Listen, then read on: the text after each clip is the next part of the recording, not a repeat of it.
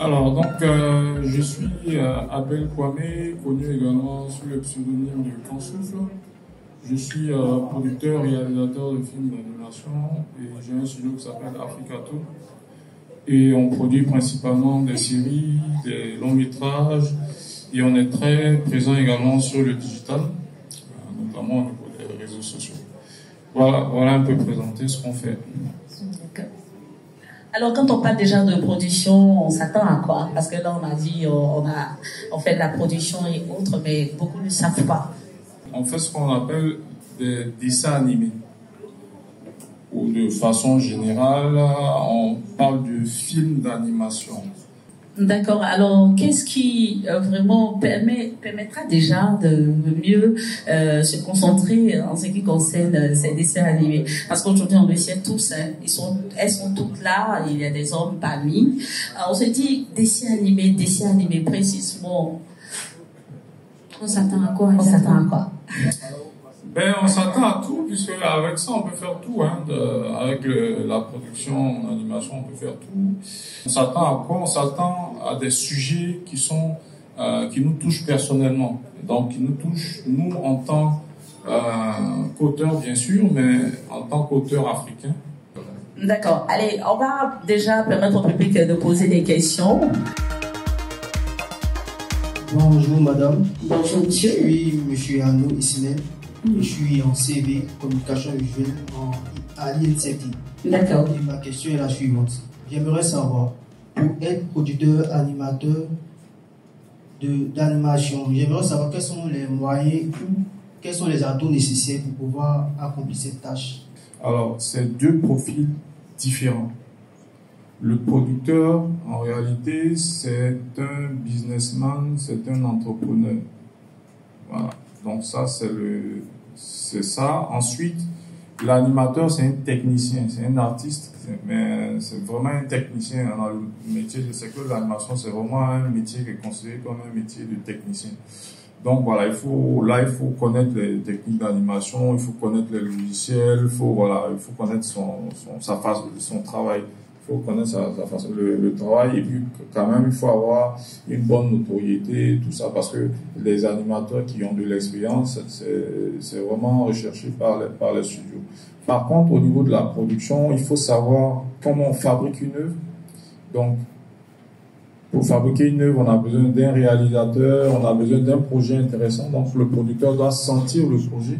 Donc, une fois que tu sens le projet, il faut arriver à mettre en place les équipes. Donc, le réalisateur, c'est le personnage clé. Donc, c'est lui qui va pouvoir t'aider à fabriquer l'œuvre. Donc, il faut trouver le réalisateur et les équipes. Donc, ça, c'est le travail du producteur. Et bien sûr, il faut savoir trouver l'argent. Voilà. Le producteur doit trouver l'argent pour fabriquer. Déjà, avec Naomi, étudiante en communication visuelle. Tout d'abord, j'aimerais savoir quel message avez-vous voulu transmettre aux jeunes ou aux personnes qui ont suivi le dessin animé. Le concept de base, c'était de pouvoir mettre à l'écran des personnages historiques que tout le monde connaît en Côte d'Ivoire, en Afrique de l'Ouest.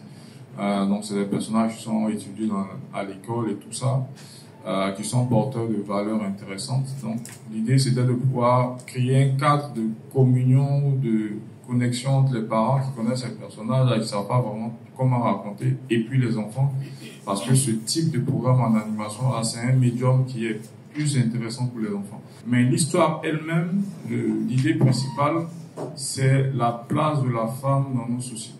Voilà, c'est vraiment ça. Donc, on a pris le sujet de la femme, donc une femme qui a réussi à porter, à faire venir son peuple, et éviter pas mal de problèmes à son peuple et tout ça. Donc pour nous, on trouvait que c'était quelque chose d'assez important. Et ce type de personnage-là, c'est quand même assez rare. D'accord, je pense que nous avons une dernière question. D'accord, c'est bon. Bonjour messieurs, dames, je me nomme mademoiselle Myriam Presley, journaliste culturelle, blogueuse cinématographique. Ma question, elle est, la 3D est-elle forcément un outil approprié pour les animations?